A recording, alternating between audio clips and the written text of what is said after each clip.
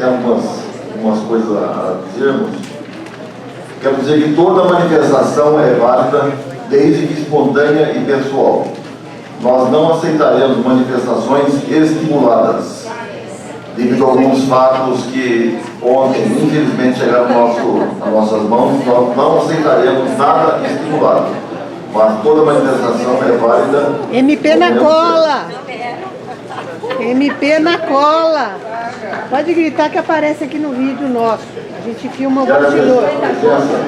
MP na cola! MP na cola! MP na cola! Não venha pra ver! Dr. Roberto Donato da Silva Júnior, coordenador de implantação do IRIS, em nome do reitor da Unicamp, professor Antônio José de Almeida, a secretária municipal de Desenvolvimento Econômico, Adriana Fosse, a secretária Carolina Baracá, a secretária municipal de Urbanismo, o secretário municipal de... Para quem não sabe, tinham sido convocadas 90 pessoas, num pagamento de R$50 para cada uma, e o ônibus ia sair do Largo do Pará, hoje às 8 da manhã, para audiência às 10. E também o secretário Caiado, secretário de Finanças. E isso foi publicado no grupo Zap, que chegou na mão do promotor Daniel Julian, que por sua vez colocou a guarda municipal para vir na praça, olhar isso aí, e também mandou um documento urgente para a Câmara. É por isso que ele está falando. E eu estou falando MP na cola. Do assessor do gabinete do vereador Paulo Búfalo, Reginaldo Cruz, e também de Vitor Moraes Ribeiro, representando o secretário Rogério Menezes, secretário municipal do Verde, e também Ramona, secretária adjunta de Urbanismo. Agradeço a presença da nova vereadora Mariana Conte, que é membro da Comissão de Legalidade, da vereadora Guida Calixto, do vereador Paulo Haddad e da vereadora Paola Miguel.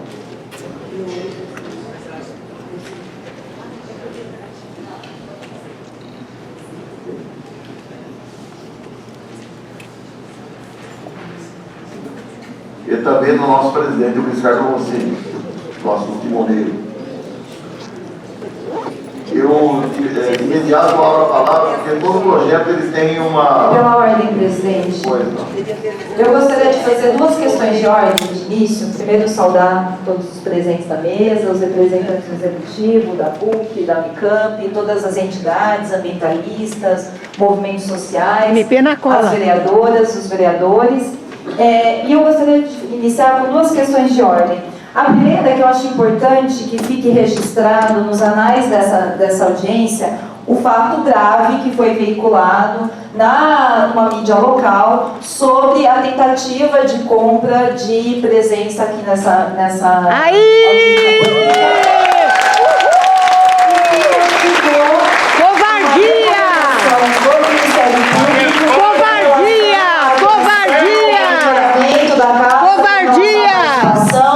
E qualquer tipo de bandido ou qualquer tipo MP de na cola econômico para garantir a presença, assim como recomendou que a Guarda Municipal fizesse a fiscalização 90 pessoas sobre a possível chegada de ônibus contratado para que se tivesse aqui a presença nessa casa. Essa é a primeira questão de ordem. A segunda questão de ordem é sobre a questão do tempo. Nós temos aqui muita gente, muitas entidades, muitas pessoas querendo participar, e eu acho que a gente precisa chegar num equilíbrio para permitir que a democracia seja exercida. Então, nós estávamos conversando aqui antes de começar, presidente, e o senhor colocou aqui o regimento interno. O artigo 88. O artigo 88 do regimento interno prevê 10 minutos para o autor do projeto, ou seja, para o executivo, que é o autor do projeto, ou convidado, que não poderão ser apartados. 3 minutos para os vereadores e 2 minutos para as pessoas inscritas. Para garantir que mais pessoas possam ter direito à fala, eu proponho o seguinte, que se garanta os 10 minutos do Executivo, tem a presença aqui das universidades que podem dividir 10 minutos, garantindo então 20 minutos de apresentação do projeto. contemplando as universidades e o executivo, que se então abra 3 minutos para os vereadores e 2 minutos para inscrição, não contendo no que a gente estava discutindo essas respostas em bloco. Por quê? Porque se abrir o primeiro bloco e aí o executivo responde, e aí depois outro bloco, para depois abrir blocos de falas, vai ficar muito curto o tempo de manifestação do plenário. Para a gente ampliar o tempo de manifestação do plenário, eu proponho que nessa contagem de tempo, seguindo o regimento interno, se faça apenas um bloco de fala, porque senão o executivo, o autor vai ter muito mais tempo, e assim, não é por uma questão da disputa aqui, não é uma questão de disputa de tempo, mas assim, isso já foi apresentado, o executivo tem todos os canais que são feitos, então eu acho que a prioridade nesse momento é garantir, ouvir a participação, a população, as pessoas que estão aqui presentes, as pessoas que estão nos acompanhando de casa, que podem participar via online, ou seja, a coisa mais importante agora é ouvir a população.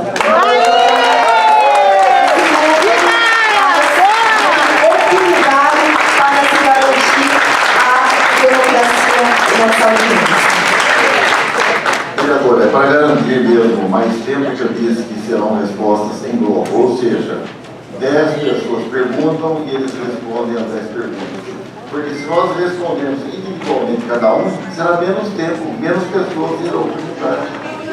Não é individualmente, a discussão é ser apenas um bloco. Eu concordo que não dá para responder individualmente, porque senão seria inviável. Mas a minha questão é apenas um bloco.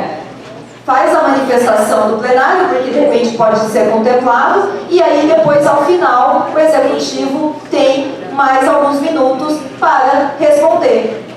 Enfim, e aí se garante uma abertura inicial do executivo de 10 minutos, um tempo final que pode ser 7 minutos para finalizar, e a gente, para que a gente possa garantir, ouvir a população. Boa, que não fica muito blá blá blá! Aqui para as pessoas vieram me questionar sobre essa questão dos 2 minutos. 2 minutos é muito pouco tempo para se falar, mas está previsto no regimento. Então, seguindo o regimento, não estou querendo aqui polemizar com o regimento, porque acho que não entendo que não é o momento, mas seguindo o regimento, 2 minutos, mas que se garanta o máximo de fala de 2 minutos. Exatamente isso que eu estou tentando garantir. Quer dizer, se nós respondemos não é um bloco só. Alguns blocos, 2, 3, 4 blocos, quantos necessitam? Não! A minha proposta é que seja um bloco só para que a gente possa ter mais tempo de fala das pessoas. Não. Um só! Um só! Um só! Um só! Um só! Um só!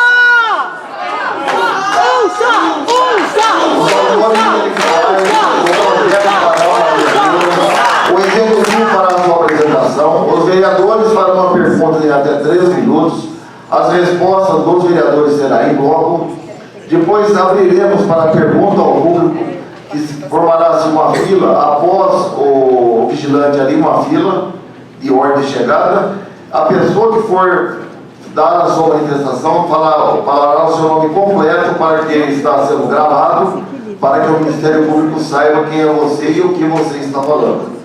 Com até 2 minutos, as respostas em bloco, vários blocos, e o teto previsto de duração a princípio de 3 horas, ou seja, às 13 horas nós terminaríamos a nossa, já não é 13 horas, 13 e 17. Presidente, por uma questão de equilíbrio, todas as falas aí estão contabilizadas o tempo. Não está contabilizado o tempo aí dessas respostas entre os blocos. Então eu acho que por uma questão de equilíbrio, para garantir o máximo de fala, nós precisamos estabelecer um limite de tempo para essas respostas. E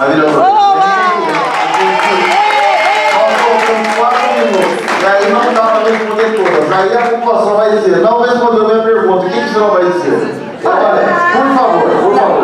A discussão aqui não é apenas resposta. As pessoas estão aqui também para se manifestar e dizer as suas opiniões.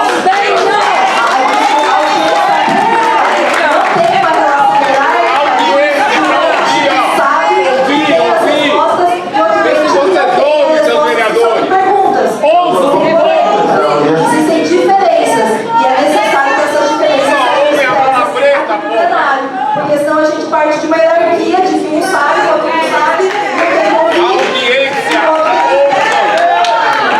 Uma questão de Então tá bem. Eu vou fixar da seguinte maneira. Se nós formos dar 10 respostas para 10 perguntas, 10 minutos. 8 respostas, 8 minutos. E assim, 1 minuto para cada resposta, para cada pergunta. Está daquilo que foi pergunta. Mas eu não quero fazer pergunta. Eu quero dar minha opinião sobre o PIB.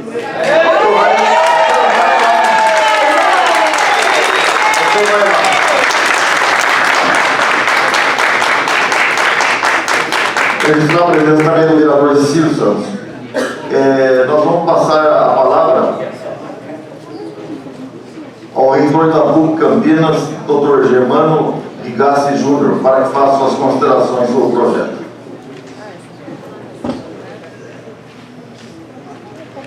Bom dia, vereador Schneider, bom dia, vereadora Mariana Ponte, bom dia a todos e todas, aos membros também que compõem a mesa.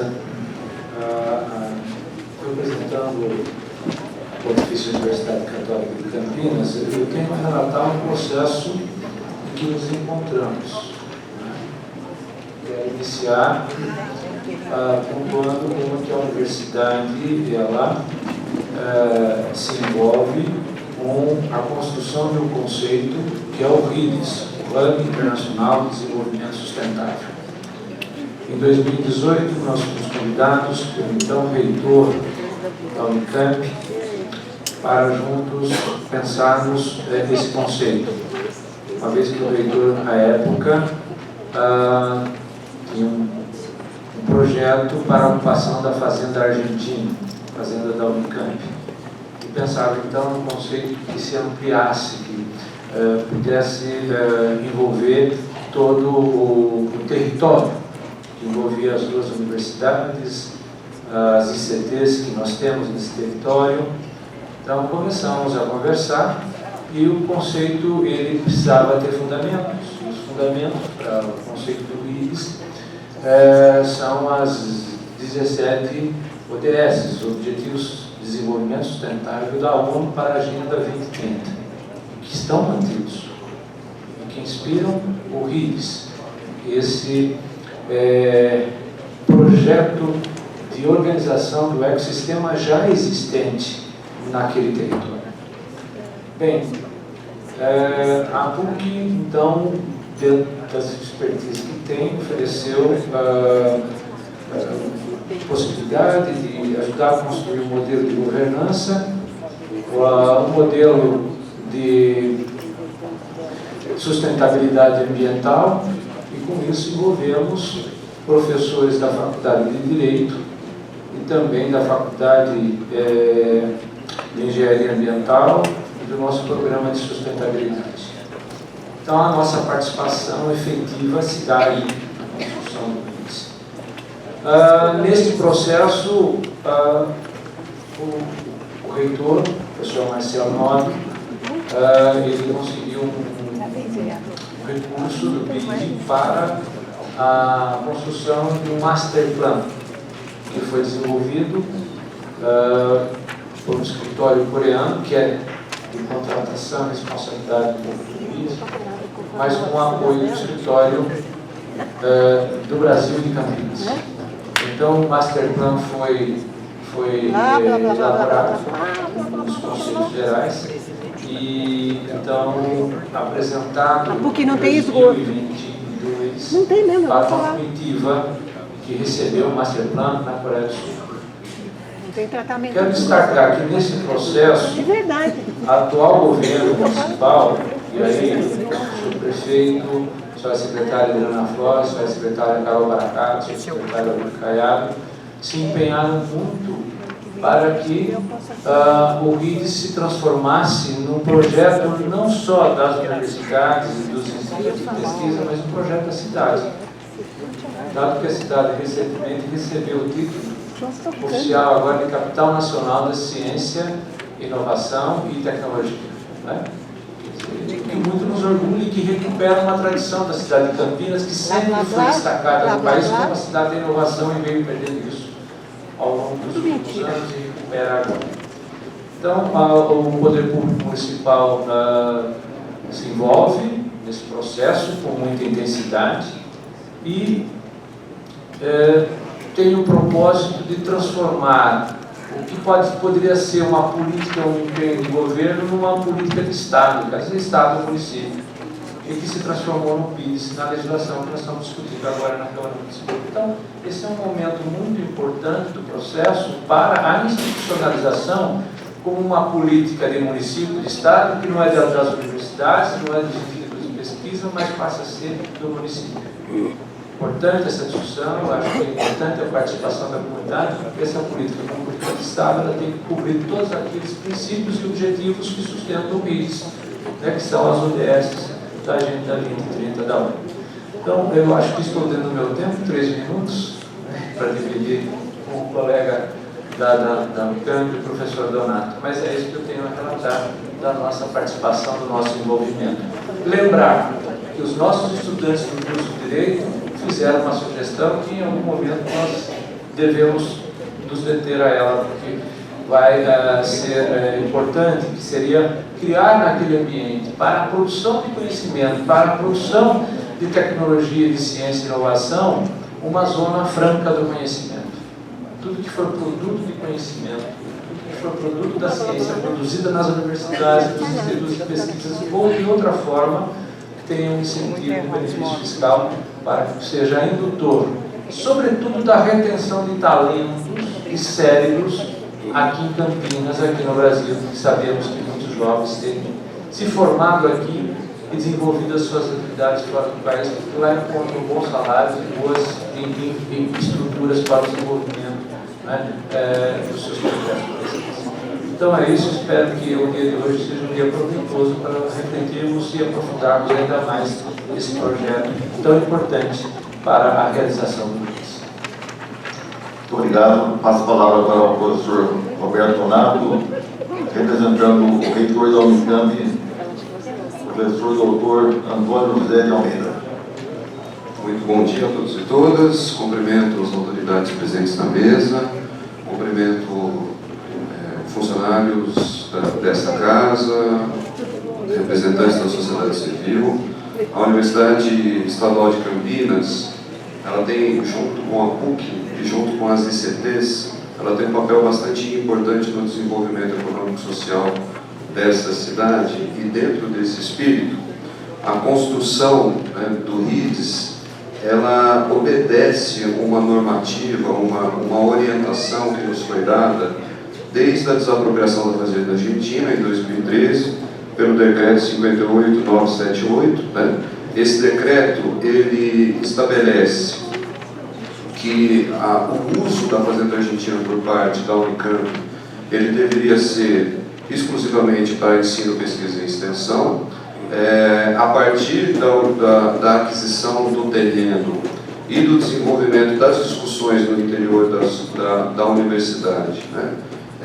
A ampliação dessas discussões para os atores que estão representados no território, principalmente a PUC e os institutos de ciência e tecnologia, a construção do conceito do RIDES e a possibilidade de utilizar essa região para potencializar o potencial, para potencializar a capacidade que as universidades e os institutos têm de construção de inovação e tecnologia. O RIDES se propõe, então, ele se constitui como um território para a construção de inovação e sustentabilidade, né? Acho que é bastante importante que todo mundo saiba, né, que no que se refere à Fazenda Argentina e à construção do RIDES Unicamp, essa área ela será destinada integralmente para o desenvolvimento de inovações na área de sustentabilidade, pensando em inovação aqui, não apenas atuação em base tecnológica, mas inovação social e inovação solidária, né? Então, todo o desenvolvimento da nossa proposta, que redundou na construção do Masterplan, financiado pelo BID, na articulação com as instituições e as universidades do nosso entorno, e na formulação da proposta do RIDES enquanto um território de conhecimento, ela tem a atuação, no caso da Unicamp, principalmente voltada na capacidade de indução e de atuação do que nós iremos fazer na Fazenda Argentina, né? E esse nós, ele é constituído a partir de um debate amplo com a comunidade interna da Unicamp, que se envolveu na construção, não apenas do conceito, mas dos projetos que podem ser realizados naquela área, e também na própria ocupação daquele território, que redundou agora, que terminou na aprovação do plano de uso e ocupação do RIDS no último mês no nosso Conselho Universitário, né? Então, a partir do desenvolvimento dessa lógica de ocupação, que é uma lógica que foi construída a partir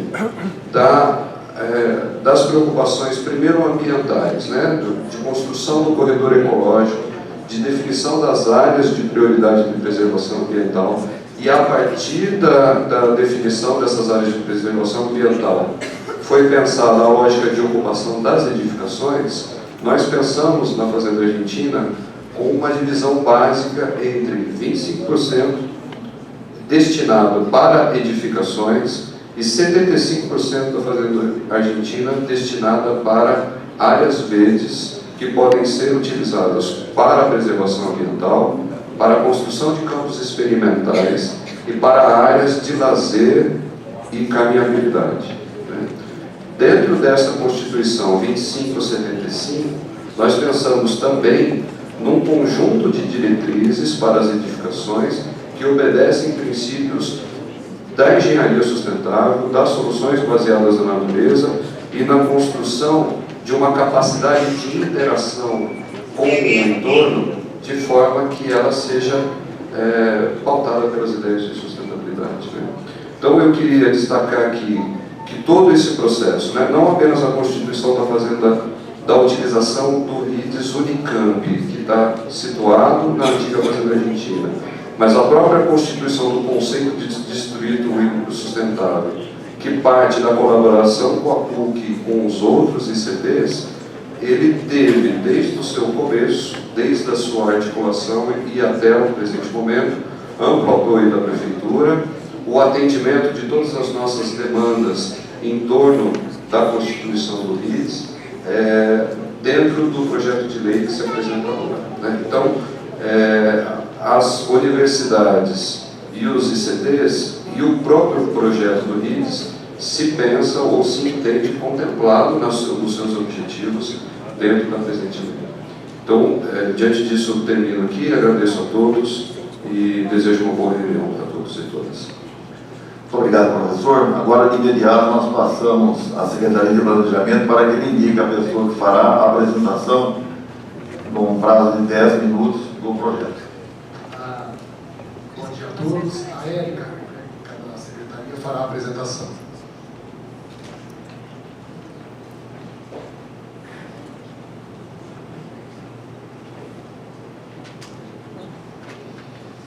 Bom dia a todos. Para facilitar, para que a gente seja bem objetivo, nós fizemos um videozinho da apresentação, então se vocês puderem já colocar, para que a gente não se demore. E estou à disposição. Obrigada.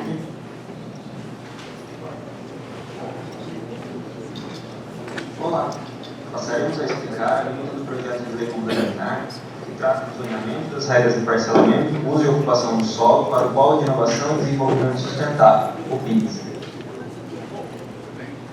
O processo participativo de apresentação e debate da proposta teve início em novembro de 2022, quando ocorreram 4 reuniões públicas para a explicação inicial da proposta pela Prefeitura.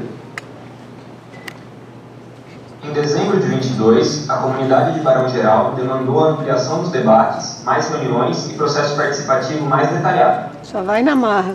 Em janeiro de 2023, a Prefeitura fez reuniões com um grupo de moradores que se voluntariaram para traçar a metodologia participativa em conjunto com a Prefeitura.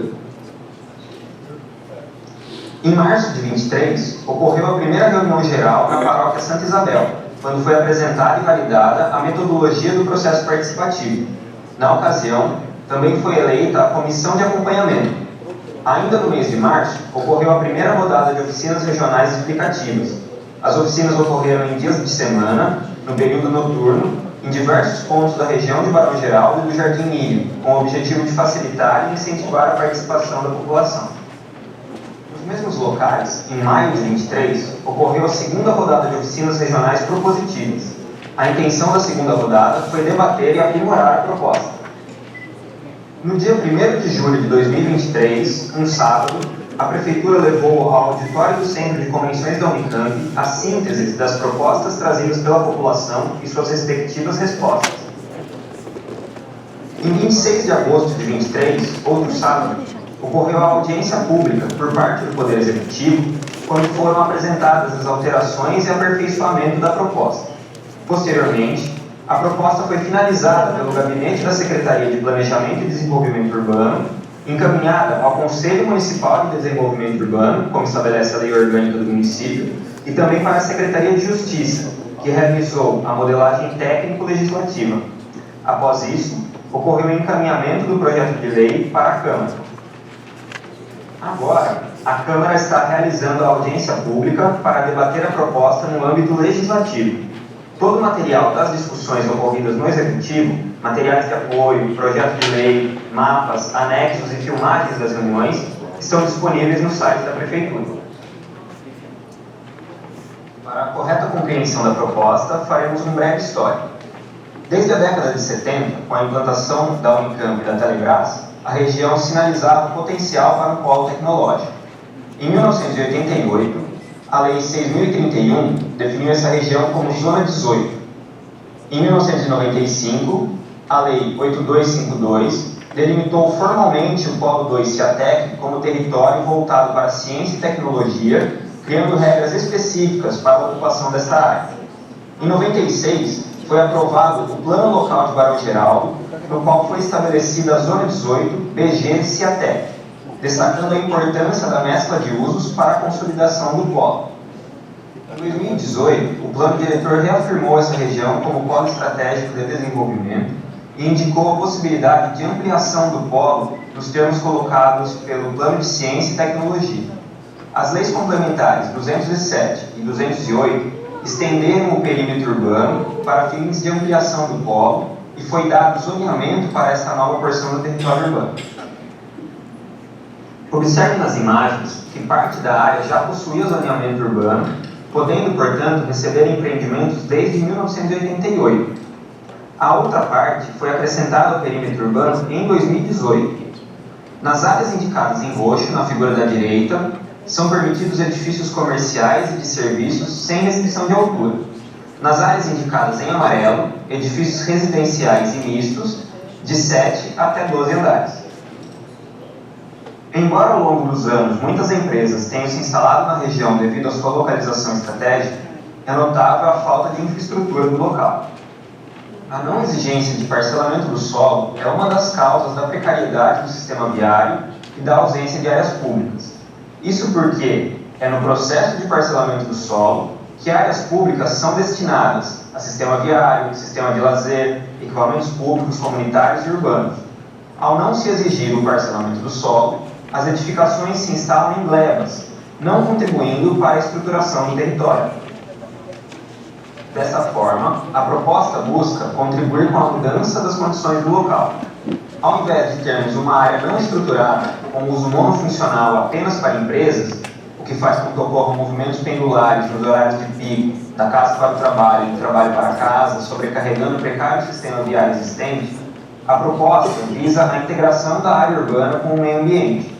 E ainda mais, com a mescla de usos, ou seja, a combinação de empresas, comércios, serviços e moradias de média densidade, surgem oportunidades econômicas que trarão dinamização para a região. Mais pessoas frequentando o lugar significa menos necessidade de movimentos pendulares, menos dependência do automóvel e mais oportunidades de relações pessoais, conhecimento, trabalho, negócios e lazer. Considerando tudo o que foi dito até agora, em especial o fato de que estamos tratando de uma área que já está inserida no perímetro urbano, a proposta é de aprimoramento das regras de parcelamento, uso e ocupação do solo. Tendo como ponto de partida o respeito pelos elementos ambientais e culturais e entendendo as necessidades da região, A proposta tem como elemento estruturador a criação do Parque Ambiental Umbres, que se interliga com os demais elementos ambientais através do corredor ecológico. O estabelecido no plano diretor foi respeitado na proposta, ou seja, o médio adensamento populacional será permitido somente ao longo dos eixos estruturais de transporte representados em vermelho no mapa. Nas áreas onde há incidência de condicionantes ambientais ou culturais, as regras de proteção a esses elementos se aplicam. Passagens de fauna deverão ser implantadas pelo empreendedor. Conta outra! Conta outra! O sistema viário estruturado adequado para pedestres, ciclistas e transporte público é essencial para orientar o desenvolvimento sustentável da região. As diretrizes e hierarquia viárias são importantes para a adequada inserção regional e conexão com a malha viária existente. Com a lei em vigor atualmente, é possível construir edifícios sem limites de altura para fins comerciais na área prioritária, em roxo no mapa. Edificações sem relação com a calçada, desconectadas das dinâmicas urbanas e até mesmo em glebas são permitidas. Nas áreas amarela e laranja, é possível, com a lei atual, edificar prédios residenciais de até 7 ou 12 pavimentos, novamente sem relação nenhuma com o entorno. A proposta traz parâmetros de integração com o passeio público, posicionamento de vagas de garagem e outros critérios que estimularão edificações como as indicadas no lado direito desse slide.